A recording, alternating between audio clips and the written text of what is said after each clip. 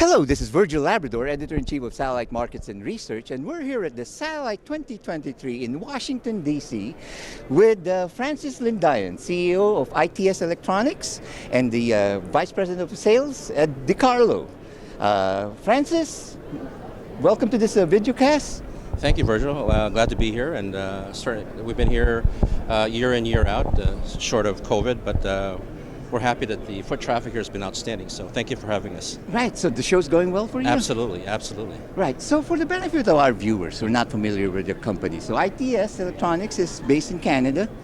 You are an equipment manufacturer, so tell us about the company, your history. Well, we've been in this ecosystem, Virgil, we've been around since 1987, so sort of a long-standing component of this ecosystem.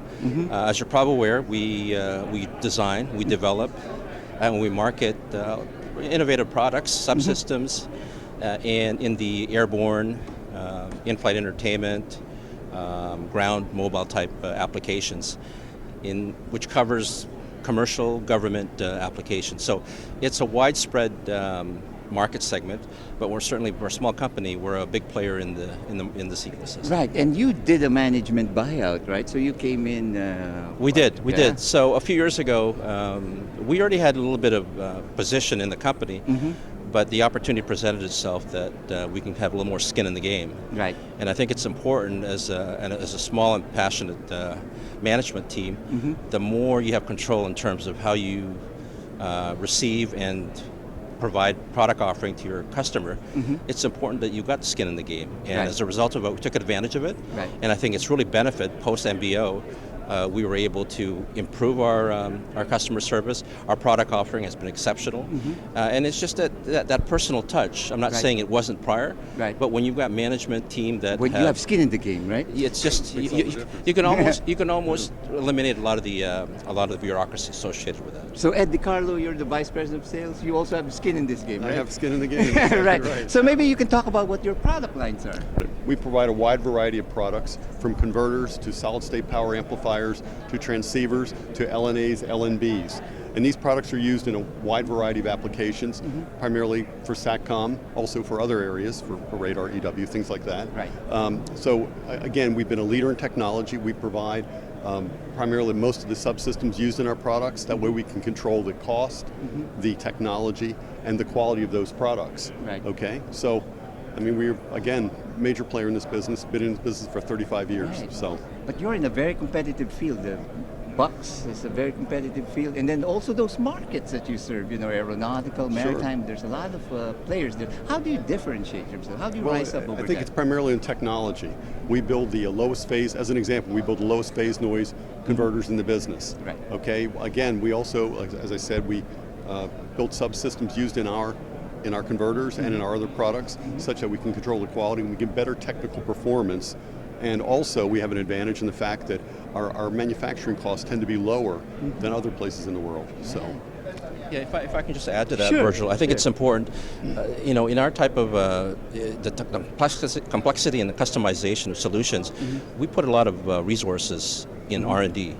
And in collaboration with a lot of our major customers, we tend to be more listeners and saying, hey, what is it that their end customer really needs? And from there, we try to leverage off our balance sheet, extend it to them and saying, we're willing to partner with you on some of these initiatives. And in fact, we've got a couple of major undertakings now that we think is going to maintain or keep us ahead on the technology curve, which is really a competitive advantage in this space. Right. It's been 5 years since 2018, yes. since the management buyout. So, and it's gone very well. It's gone very well. And you've established yourselves. You've carved a niche of yourself. I can see that because we follow this market very closely. Yes. So we're primarily, a lot of our focus, we're 100% exporter. We focus a lot on the North American market, but we're now making significant inroads in the European market. And if I might add, we entered into a joint partnership agreement with a company in Spain that allows us to service and market our products in the European market. And it really checks off one of the boxes. Right. When a customer asks, well, do you have facilities and what have you? And the answer used to be, well, not really, but now that we have a affirmative location and representation, it really helps us in terms of winning some of the businesses out there. So you've been running the company for 5 years now as the head. You were there before, of course. Where do you see the company in the next 5 years? Well, there's certainly a lot of consolidations and acquisition activities going on. I get calls regularly. I think the important thing is just to get back to the run rate pre-COVID, reestablish ourselves in the technology field, and at some point just getting our infrastructure up to monetize the significant pipeline that we have, that we currently have. So that's really the biggest challenge, short-term wise. The old cliche, supply chain and labor force are big challenges. Right. They are in fact big challenges for us, getting qualified candidates. But as far as medium term to long term, at the end of the day, enhancing customer satisfaction tends to equate to good valuations, and at some point there's an exit strategy there from a management perspective. Right. So anything else you want to add to that, Ed? No, I think Francis has covered it quite well there, but I think the key thing is that we have the products that the market wants in this area, and we can certainly provide anything else they might need. And we've always been an innovator in this area, and so if there's something new that the customer wants, we generally will be able to provide it.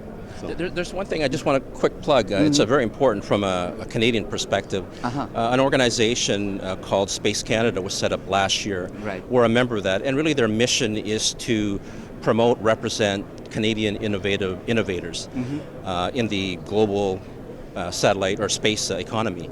And that's something we felt was kind of lacking in terms of getting support from the Canadian government, so to speak. Right. And with this being set up, I think it's really an important step in promoting Canadian industries in terms of the global market. So we're very happy that we're now a member of Space Canada. Right.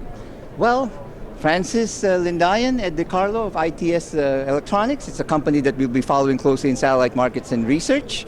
And for all the news and information on the global satellite industry, you always have a satellite markets and research at www.satellitemarkets.com.